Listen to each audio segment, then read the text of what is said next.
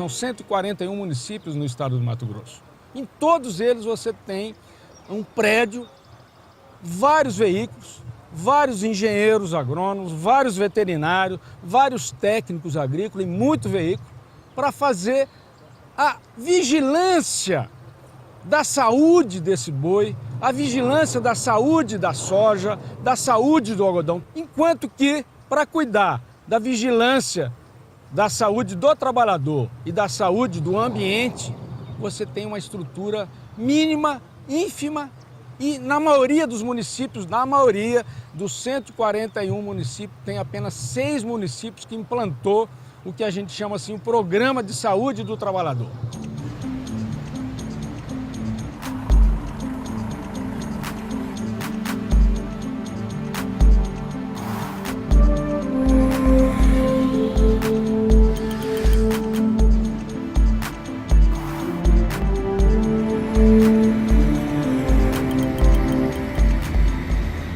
A tecnologia tem se preocupado muito com a pesquisa de produzir novos grãos, novas variedades, novas espécies para gerar mais produção, mais volume, né?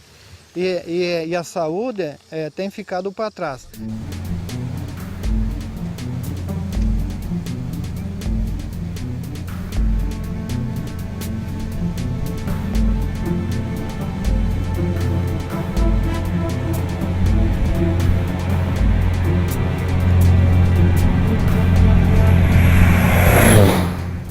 Mato Grosso produz 50% do algodão do Brasil, mas também é o maior produtor de soja, o maior produtor de milho, o maior produtor de gado, são 27 milhões de cabeças de gado, mas também é o maior consumidor, que a gente chama assim, dos agroquímicos. Que agroquímicos são esses? Agrotóxicos e fertilizante químico do Brasil.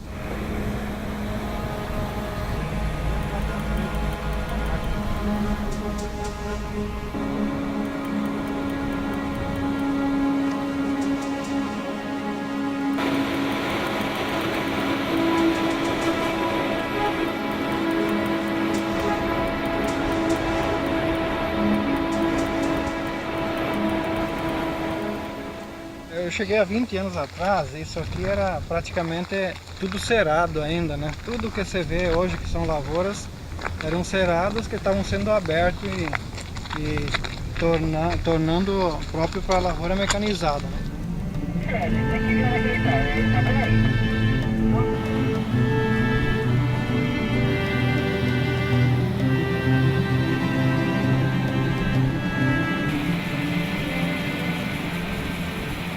O alimento que é produzido aqui, que é a soja e tudo, é tudo exportado.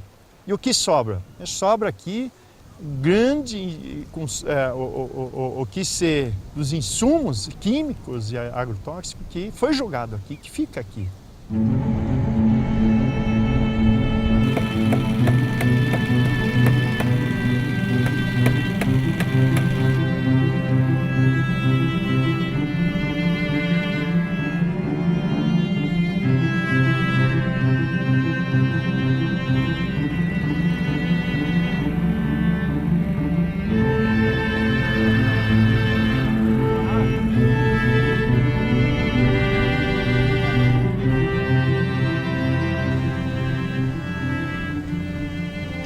Esse campo de aviação agrícola com aquelas monte de frascos lá são agrotóxicos, né?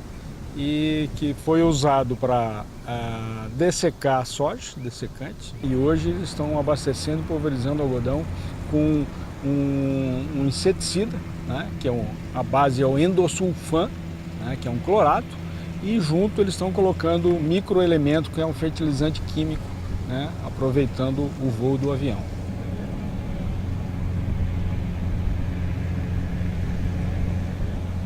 Quer dizer, é uma linha, se tira a soja, se planta o algodão e os dois usam bastante agrotóxico.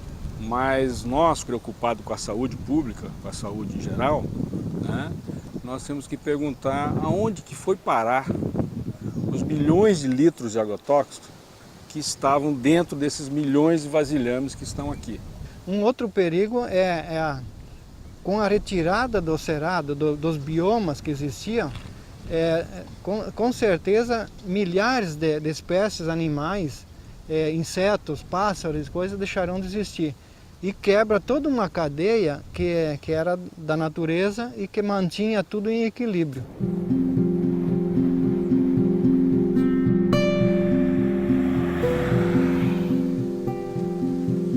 Nós estamos aqui em cima da Chapada dos Guimarães, no platô da Chapada. E logo ali tem uma grande plantação de milho, bem na beira do penhasco, um impacto muito grande, um desrespeito muito grande à natureza, inclusive aqui no ícone do turismo do Mato Grosso, que é a Chapada dos Guimarães.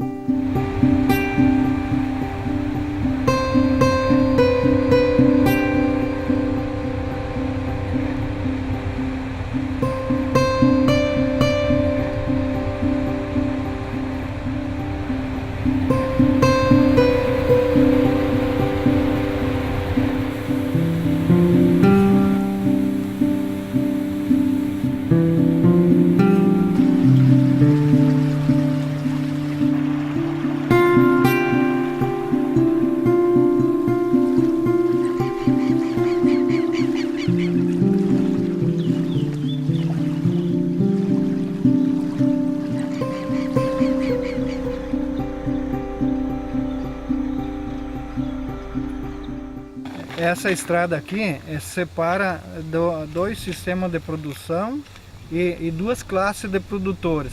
Nós temos a classe do agronegócio, são grandes produtores. Aqui à minha direita está uma lavoura de milho. À minha esquerda, à esquerda dessa estrada, está um projeto de assentamento via Banco da Terra. Nós temos aqui uma estrada que tem 4 metros de largura, né? Quando o pulverizador passa, pulverizando o lado direito a lavoura de milho aqui do nosso companheiro, nosso vizinho, o vento ajudando um pouquinho, ele já passa para o nosso lado, que é para o lado que a gente tem as culturas. Então, com certeza nós jamais conseguiremos um selo orgânico.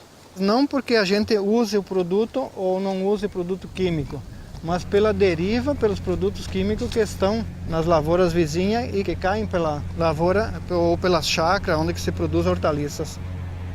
Todo mundo reclamava que estava começando, não era flor, era tudo que coisa que tinha plantado. Começou a amarelar, ficar feia. Daí que foram descobrir, começaram a pesquisar que foi um avião que passou, que largou esse coisa de veneno, né? Mas ela ficou assim, começava assim a grama também ficar amarela. E daí parecia que estava secando tudo, sabe?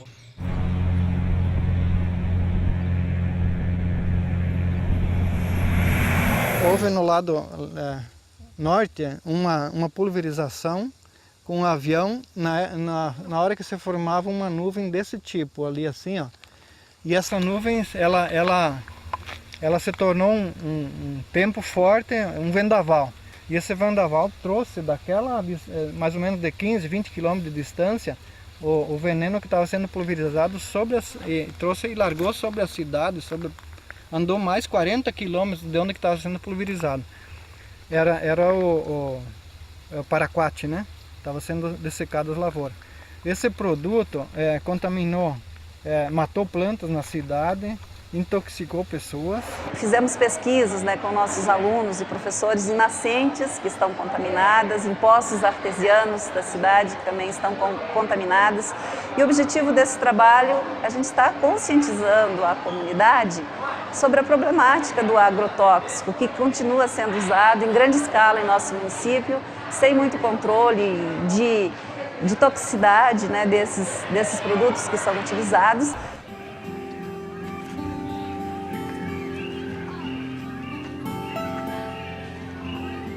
Então, a horta é aqui e a lavoura é ali, né? É bem próximo mesmo, né? A horta com a lavoura. Dá quantos metros? Dá pouquíssimos metros ali, né?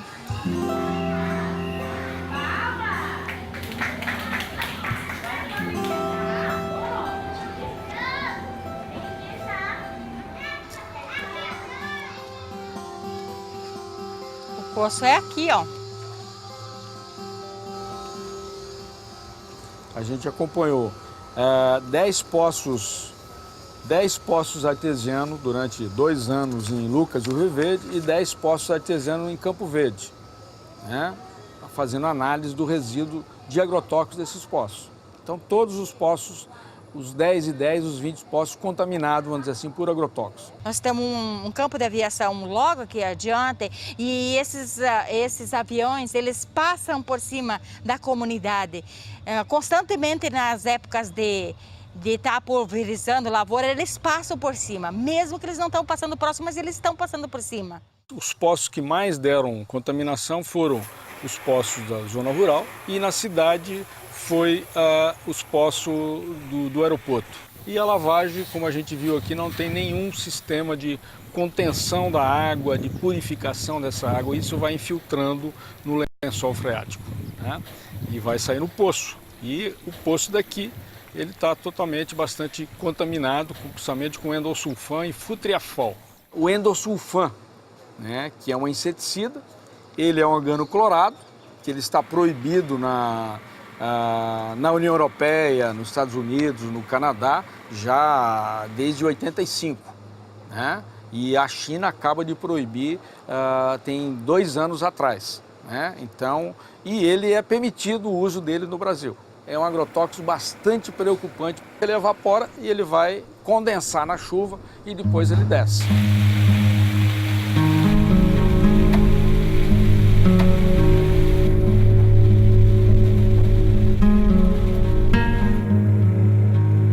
A gente tem cerca de 30 reservas, né, indígenas no estado. Uma delas é o Xingu. 2/3 da reserva do Xingu fica no Mato Grosso, 1/3 fica no Pará. Todos os rios, as nascentes dos rios que abastecem o Xingu, eles nascem na plantação de soja, de milho, de algodão, em área de pastagem. Nos últimos anos tem se aumentado muito o uso de agrotóxicos, né, em termos de quantidade por hectare, e tem que se introduzido moléculas novas, agrotóxicos novos. Isso por quê? As lagartas, né, que comem tanto o algodão, como o milho, né, como a soja, têm aumentado a resistência, e alguns agrotóxicos mais utilizados, como por exemplo o endosulfan e o metamidofós, que é o tamaron, ele não tem mais surtido efeito sobre essas lagartas. E aí o que se faz? Primeiro, se aumenta a quantidade e atualmente se coloca agrotóxicos mais tóxicos ainda. Aí o produtor vai falar, não, mas aquele outro que eu vou substituir, como por exemplo o endosulfan, né, que é um inseticida. Você pode substituir simplesmente por um piretroide. Aí falar, ele é mais caro. Mas quanto é que custa a vida? Quanto é que custa um câncer para ser tratado nos nossos hospitais? Uma malformação, um distúrbio neurológico, um distúrbio endócrino que esse endosulfan está causando? Nós temos várias denúncias que chegam, que estão com problemas de saúde por causa principalmente os que aplicam o agrotóxico lá. Acabou a saúde deles, a força deles, e eles têm muitos sintomas assim que enfim, se sabe, aí está comprovado que é uma intoxicação generalizada na pessoa, no corpo da pessoa. Mas isso porque essa é a preocupação. Será que precisa chegar nesse ponto?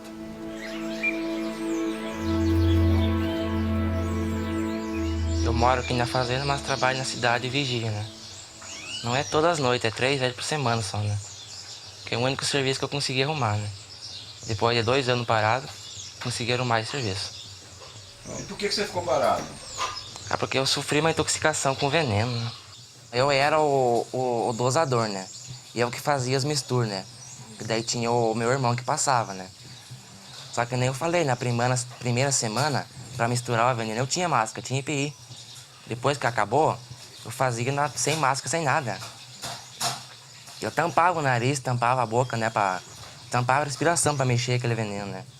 Ele teria que estar usando justamente o mais importante, que é um respirador químico, um filtro, porque ele está preparando a cauda. E é justamente nesse momento que mais causa problemas no trabalhador. Principalmente o endosulfan que ele está manipulando ali, ele é cancerígeno, teratogênico, neurotóxico. Falei pro colega meu, eu tô passando mal, né? E ele pegou o telefone e ligou pro gerente, né? Só que eu lembro. Isso que eu caí, já comecei a tremer tudo no chão lá, né? Daí eu vim pro Hospital São Lucas, aqui na cidade, né? Só que daí eu fui encaminhado pra Sorriso, na UTI. Lá eu fiquei 15 dias internado. Eu saí numa terça-feira da UTI, né? Lá em Sorriso. Vim direto pra casa. Daí eu direto pra casa. Eu cheguei em casa na primeira noite, passei mal. Pensei que ia morrer naquela noite mesmo. Me deu uma falta de ar, umas coisas tão ruins que nem sei como explicar. O médico deu vitamina, só que ele pensou que era fraqueza nas pernas, né? Até que chegasse o resultado do exame, entendeu? Daí quando chegou o resultado do exame, ele olhou. Ele falou, não, isso aqui não é fraqueza nas pernas, não. O teu caso é bem mais complicado. O teu caso, tu vai arcar quase o resto da vida, ele falou. Só eu e Deus, porque olha, não sei se a sua religião, qual é a sua, né? Mas eu acompanhei, olha, novenas e novenas do Padre Reginaldo. Muitas vezes de joelho ali, que eu não posso me ajoelhar.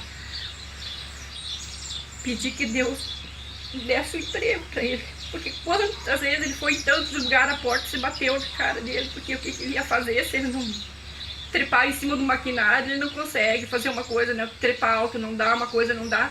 Até no hospital ele tinha meio conseguido um serviço, mas depois disseram, como é que ele vai ajudar a carregar uma maca com as pernas desse jeito, né?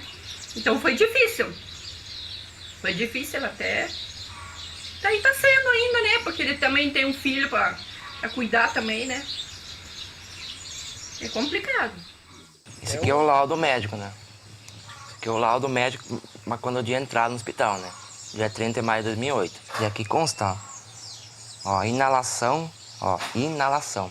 Está faltando a gente fazer alguns pactos em relação a isso, que a sociedade precisa fazer, que é justamente o controle social sobre essa questão do agrotóxico. As matas ciliares não se obedece à legislação, o Código Florestal, o Código da Água. Por quê? Se desmatam até a beira das nascentes.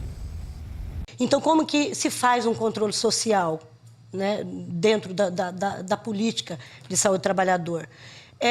Procurando todos os envolvidos, procurando a sociedade civil organizada, procurando sindicatos, procurando associações, igrejas, né? Procurando as escolas. E a escola deve ser o centro que vai fomentar essas mudanças, que vai fazer esse diálogo, essa interlocução, né, com os movimentos sociais, com os agricultores, né, com os fazendeiros e buscar alternativas para superar essas dificuldades.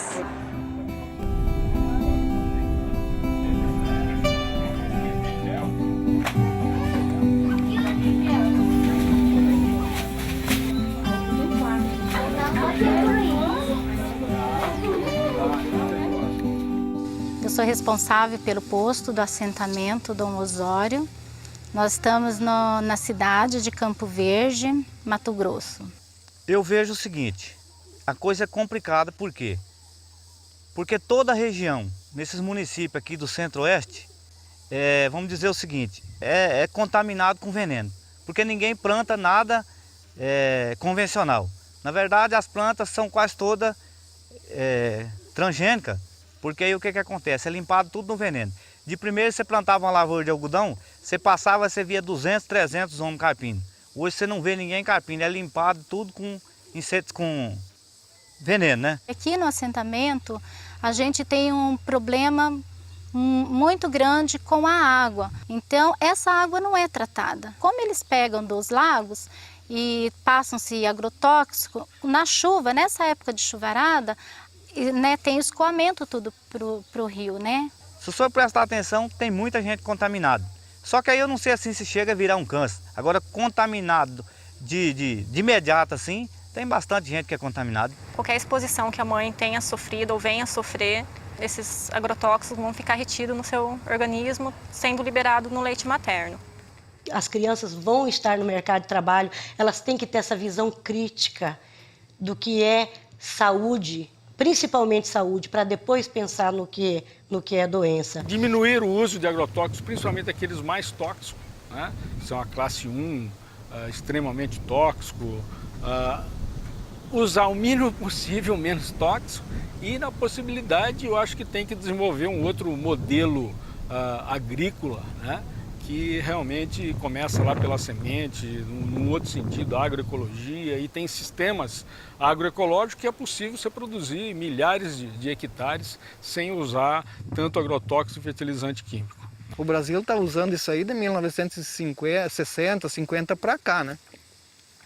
Então as consequências nós não sabemos, ninguém sabe as consequências, nós, para mim, para o senhor, para os nossos filhos, para os nossos netos, quais serão. Mas mais ou menos a gente já tem alguma visão e sabe que não serão assim tão amenas, tão saudáveis, e a gente se pergunta se todas essas riquezas que estão sendo construídas hoje, estão sendo geradas aqui, são válidas, né? Que até onde isso é sustentável, de jogar tudo isso aqui no solo, isso vai para o ar, enfim, vai para as nossas águas e vai no nosso sangue, vai... Isso, no futuro, eu pergunto, que qualidade de vida nós vamos ter.